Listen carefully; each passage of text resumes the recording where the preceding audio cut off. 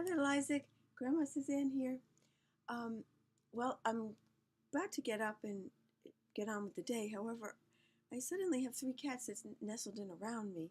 So even though I'm sitting sideways on the bed about to get up, I figured, well, why not just read a book to the tabbies, as it were? That would be little Maisie, Malcolm, you can see him, and Gabby, and Munchie. Oh, did I say Maisie? This is Munchie. Malcolm and Gabby and little Maisie is probably nearby. Okay, so I'm going to read this book called The Bee and the Dream. Okay, The Bee and the Dream. This is from the from Faraway Land section or stack. Adapted by Jan Freeman Long, illustrated by Kaoru Ono.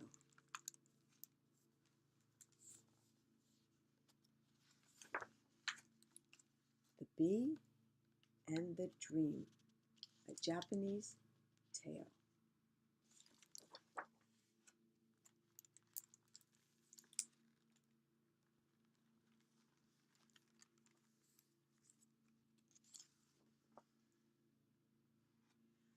In Japan, there's an old saying, when you see a bee fly from someone's nose, good fortune will be yours.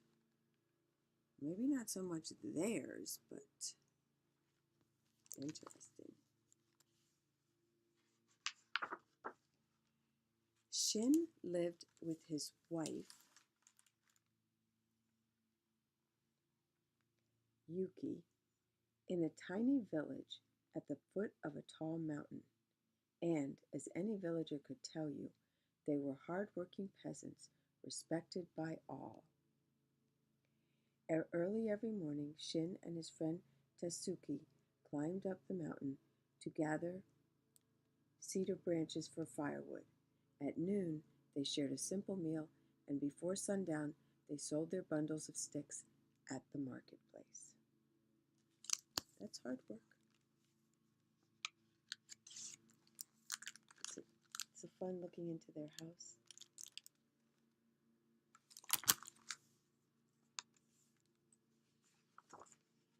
One morning, Shin glanced up at the sun. I know it's early, he said, but already I've worked hard, and I'm tired. Let's have our meal now and take a little nap. I lost my place, said Tatsuki. So the two friends shared an obento of rice balls filled with pickled plum and fish. Then they lay down. Tatsuki fell right to sleep and was soon snoring loudly. Oh, they do an imitation of snoring here, and they call it goo, goo, goo, goo, goo. But Shin twisted and tossed and turned. If I was tired before, he muttered, why am I restless now? Yet no matter what he did, sleep would not come. So he contented himself with watching Tatsuki's chest rise and fall and listening to the goo, goo, goo of his friend's snores. After a while, the sleeping Tatsuki rolled over and sighed. She wants to know what I just did. As he did so, a bee flew from his nose.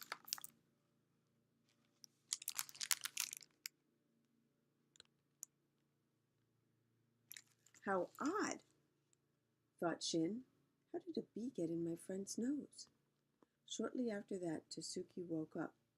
Did you have a good nap? He asked Shin. I had no nap, Shin replied. As soon as we lay down, I was wide awake. But listen to this. While you were sleeping, I saw a bee fly from your nose. Isn't that strange?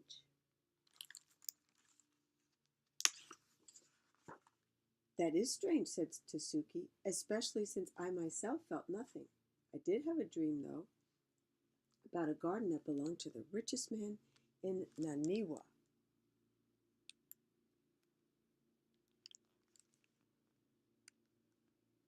On top of a little hill was a tall pine tree, and next to the pine a white camellia bush bloomed. I don't know why, but I dug under the bush and found a jar filled with gold.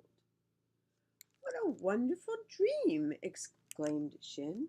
I'm sure you are meant to go to Naniwa. Did you find out the man's name? He didn't tell me, and I forgot to ask, Tasuki teased. But you will go to Naniwa and look? Urged Shin. Tasuki shrugged. It was merely a midday dream, nothing more. But perhaps a fortune is waiting for you, said Shin. Tasuki frowned. Let us speak no more of this nonsense.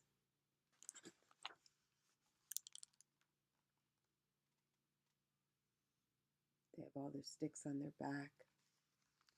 Nevertheless, for the rest of the afternoon, Shin found one way or another to mention Naniwa to his friend.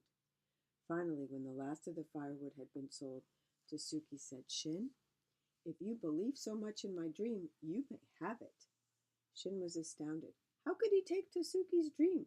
Shouldn't he do something for it first to make it his own? Tasuki, he said at last, what if I pay you for it? I will buy your dream. Tasuki shook his head over his friend's foolishness. Still, he accepted the few coins Shin placed in his hand. When I return with the gold, I will pay you much more, Shin promised. He's a good guy. It's interesting to see these little shops along the way. That's another thing I love about the international books. You just see interesting things of ordinary life in different places. Like the way they have rocks on their roofs to hold them down, and the things they sell, and just the way they buy things, carry things. I have Gabby on the bed now, too. That night, Shin told his wife Yuki about the dream. You bought a dream? She cried. What nonsense. A dream can mean nothing if it isn't your own. Besides, we have no money to pay for a journey to Naniwa. Perhaps we could borrow enough from our relatives, Shin replied. When I return with the gold, I will pay everyone back. Though Yuki protested, Shin finally persuaded her to help him. A few days later, with a small purse tied to his waist, he set off.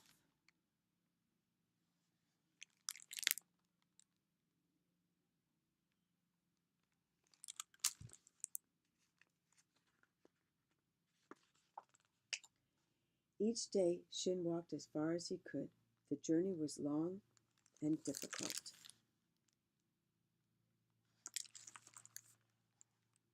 Once, a violent rainstorm left him soaked and shivering.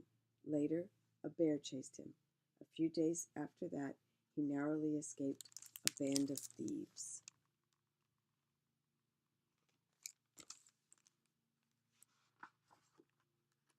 This is well written. I like the sentences and the way they do it. At last, Shin arrived in Naniwa. Weary yet excited, he asked people in the marketplace where the richest man in their city lived. A young boy led Shin to a splendid house.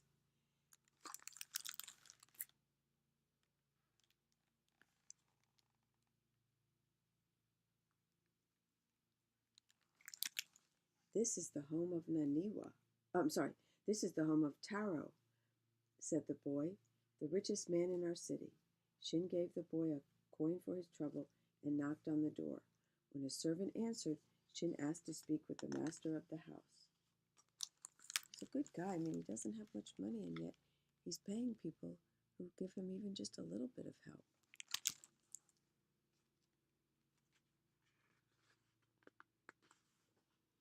A man dressed in beautiful silk robes appeared.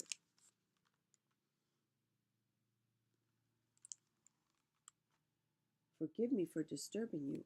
I am Shin, and I have walked for many days to find a certain garden. What does this have to do with me? Said the rich man. May I ask? Began Shin. Lost my space. Is there a little hill in your garden? There is. And does a pine tree grow on top of the hill? It does. And next to the pine is a white camellia bush blooming? What business of yours is my garden? The rich man demanded. How How do you know what is there? I know of a dream about a jar of gold buried under a camellia bush. If you permit me to dig in your garden, I will share the gold with you. Now the idea of gold greatly interested Taro. He glanced at the evening sky. You must be hungry and tired. Come, be my guest tonight, and tomorrow you may dig under the camellia bush. Oh dear.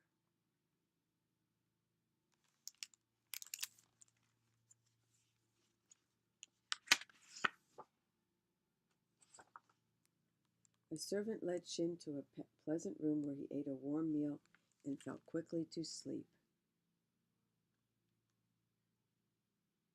Our fears are becoming realized. Look at what's going on in that picture. Taro, however, remained wide awake, tossing and turning. Who is this ragged stranger who thinks he can walk into my garden and dig up a jar of gold just like that? Taro got up and instructed his servants to bring a shovel, lantern out to the garden.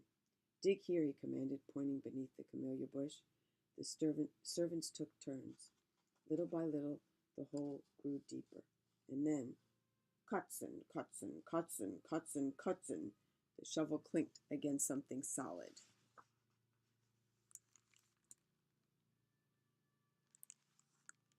That must be it, cried Taro. Lift it out, hurry up. As his servant struggled with the heavy jar, Taro reached down and pulled off the lid.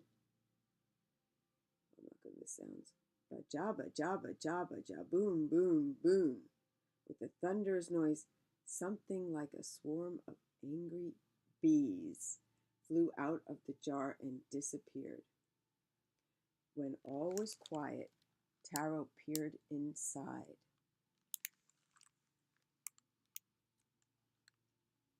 Nothing but darkness. He stuck his arm in and felt all around, only damp air. Once more he looked inside. Truly the jar was empty. With an angry wave he ordered, "Put it back in the ground and make everything look as before." Then he returned to his house. The next morning Taro led Shin to the garden. "We planted this camellia bush a few days ago and saw no gold, but you are welcome to dig." Shin took the shovel. Soon he would give Taro a share of the gold, and then he would carry the rest home to repay everyone. Indeed, in a few moments, Kutsun, Kutsun, Kutsun, Kutsun, Kutsun, the shovel clinked against something solid.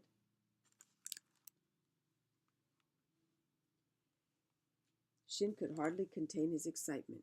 He reached into the hole, pulled out the jar,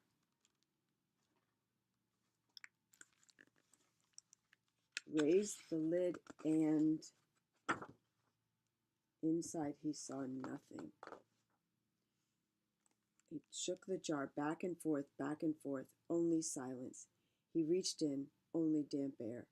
Shin was stricken. How could the jar be empty? Had the dream meant nothing after all? He felt weak with shame. "I've made a terrible mistake," he said. "I thought the jar would be full of gold, and I would share it with you. But instead I've dug a hole in your garden for nothing. Please take the rest of my coins and forgive me for the trouble I've caused." Oh, he's a good man. In despair, Shin left the rich man's house. He went on his way without food or safe lodging. He begged from strangers. "It is true," he cried. "I am a fool. I spent borrowed money, and I have nothing to show for it. I am nothing now but a disgrace to my family. It would be better if I never went home." And when Shin came to a road that led away from his village, he took it. How sad, because in reality, he's been such a good man, kind and honest, and helping people who don't even expect payment, and he pays them. But as he walked, new thoughts came to him. My wife and my relatives deserve to know what has happened, and I must try to repay them for their generosity. So he turned around. He turned again toward home.